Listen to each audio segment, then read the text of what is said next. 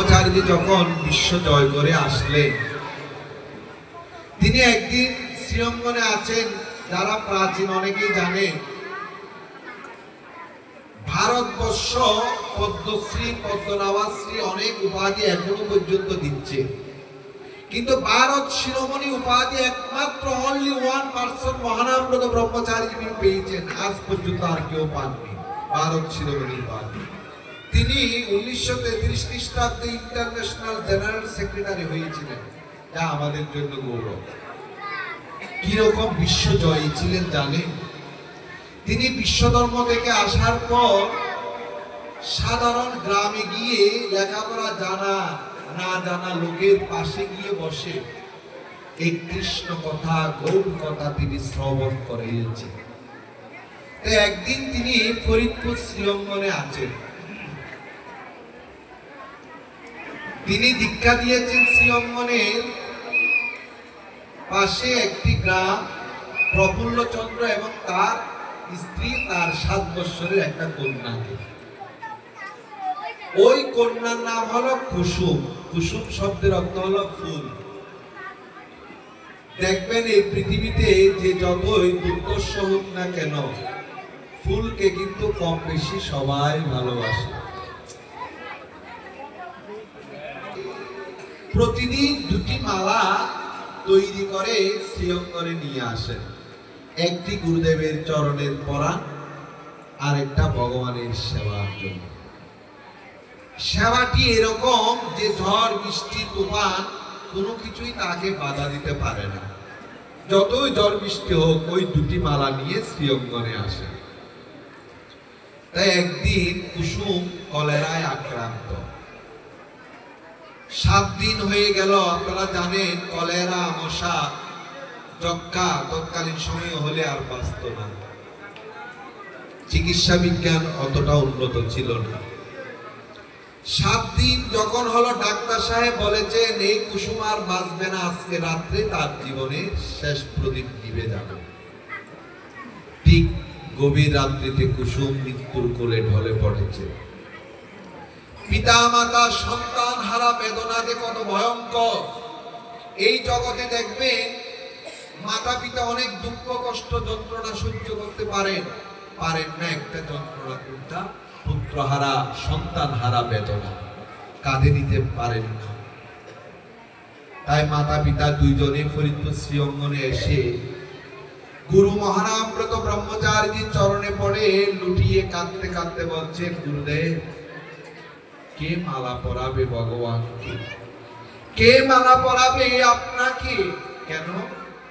আপনার কুসুম আর এই জগতে নেই, মারা গিয়েছে। গুরুর চরণে পড়ে অজরে কাঁদছে।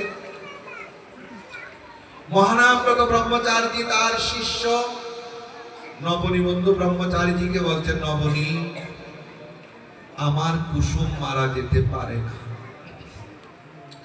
তুই শ্রীঅঙ্গনের সমস্ত বৈষ্ণবদের নিয়ে তাদের গৃহে গিয়ে কুসুমের মরদেহ উঠানে রেখে ওই মধুমাখা গৌরানা, যেই নামগুলোকে গোপনে ছিল, সেই হরে কৃষ্ণ মহামন্ত্র, সেই মহামন্ত্র তোরা গিরে গিরে কীর্তন কর। গাও রে আনন্দ ভরে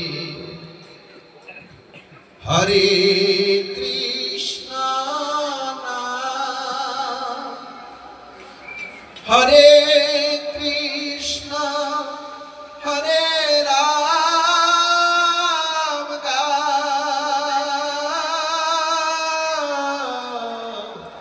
অবিরা।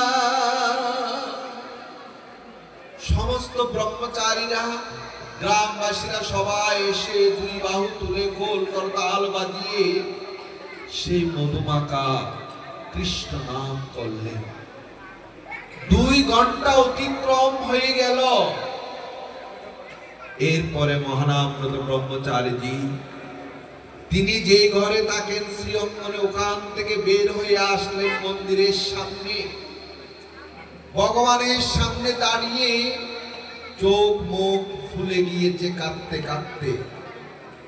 ভগবানকে উদ্দেশ্য করে বলতে লাগলেন, প্রভু তোমার কাছে আমি জীবনে কিছু চাইনি। সুদূর আমেরিকা গিয়েছে, শ্রীঅঙ্গন থেকে কিছু শুকনো চিরা, দুই একটা বস্ত্র। প্যারিসে যখন গিয়েছি তাও ফুরিয়ে গিয়েছে। আত্মহত্যা করতে গিয়েছিলাম, কেন? কারণ ভগবানের নাম আমেরিকায় প্রচার করবো বলে গিয়েছিলাম, যাইতে পারছি না বিধায় আত্মহত্যা করার চেষ্টাও করেছিলাম। তোমার কৃপায় বেঁচে গিয়েছি, তা সত্ত্বেও তোমার কাছে কিছু চাইনি।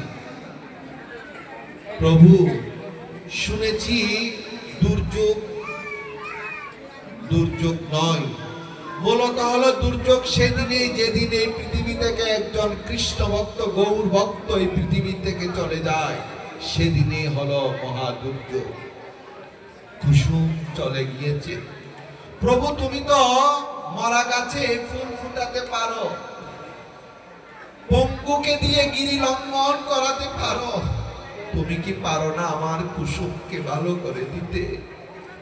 তুমি কি পারো না কুসুমের নিতর দেহে প্রাণের সঞ্চার করে দিতে পারো? অজরে কাঁদছেন আজকে গুরু শিষ্যের জন্য। ভগবানের চরণে প্রণাম নিবেদন করে, শিশিরে করে চরণামৃত নিয়ে গুরু ছুটছেন আজকে শিষ্যের গৃহে। গিয়ে দেখেন কি শ্মশান সাজানো হয়ে গিয়েছে। ওই ছোট্ট কুসুম 7 বছর 8 বছরের, তাকে স্নান করিয়ে মালা চন্দন বস্ত্র পরিধানও করা হয়ে গিয়েছে, শ্মশানে তুলে দিবে। ঠিক সেই সময় মহানামব্রত ব্রহ্মচারী গিয়ে ওই কুসুমের মরদেহ কুলের মধ্যে নিয়ে অজরে কাঁদছেন, কুসুম তুই এই পৃথিবী ছেড়ে চলে যেতে পারিস না। ভগবানের চরণে প্রার্থনা করছেন, প্রভু তুমি কুসুমকে বাঁচিয়ে দাও। কাঁদতে কাঁদতে যখন গুরুর নয়ন জল শিষ্যের মুখের মধ্যে পড়ল, ভগবানের চরণামৃত মুখে দিল, চোখে ছিটিয়ে দিল, মিরাক্কেল ভাবে কুসুম হঠাৎ নয়ন মেলে বলতে লাগলেন, গুরুদেব তুমি এখানে কেন? আমি বা এখানে কেন? এতগুলি লোক এখানে কেন? আমার কি হয়েছিল? মহানামব্রত ব্রহ্মচারী কুসুমকে কুলে জড়িয়ে ধরে বলছে, তুই তো মারাই গিয়েছিস। ভগবানের নামের কি শক্তি, কৃষ্ণ নামের শক্তিতে তুই আবার বেঁচে উঠেছিস। এই যে কুসুম বেঁচে গিয়েছিল, আরো 50 বছর বেঁচে ছিল। তাহলে দেখুন ভগবানের নামে কত শক্তি, গুরু কৃপায় কত শক্তি। তাই চলুন গুরু কৃপা হৃদয়ে ধারণ করে আজকে আমরা ভগবানের অমৃতময় কথায় প্রবেশের প্রয়াসী হব। বলো বলো নিতাই।